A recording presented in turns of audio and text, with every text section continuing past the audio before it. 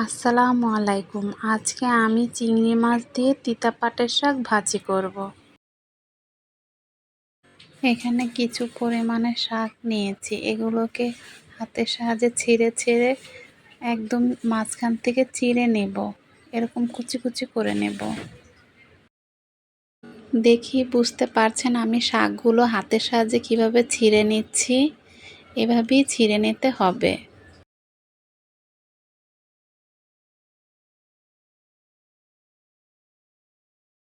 সব শাকগুলোকে এভাবে হাতের সাহায্যে ছিঁড়ে নিয়েছি। এখন এগুলোকে ভালোভাবে পরিষ্কার করে ধুয়ে নিয়েছি। এখন পরিমাণ মতো কড়াইতে তেল ঢেলে নিচ্ছি। এর মধ্যে কিছু পরিমাণে পেঁয়াজ কুচি, রসুন কুচি, কাঁচামরিচের ফালি দিয়ে নেড়েচেড়ে নিব।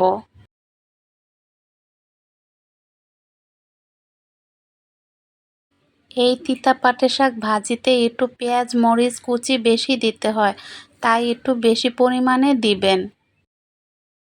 এখন কিছু চিংড়ি মাছ দিয়ে নেড়েচেড়ে নেব।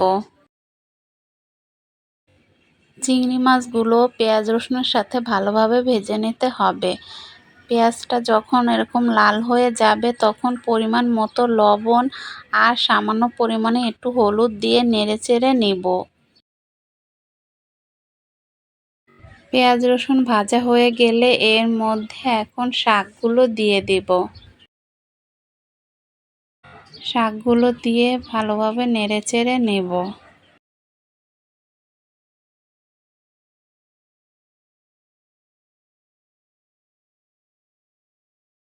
চুলার আঁচটা মাঝারিতে রেখে এই শাকগুলো ভেজে নিতে হবে। এই পাট শাক ভাজিটা করতে বেশি সময় লাগবে না, নাড়াচাড়ার উপরেই রাখতে হবে। এখন কিছু শুকনা মরিচের কুচি দিয়ে দেব, তারপর আবার নেড়েচেড়ে নেব।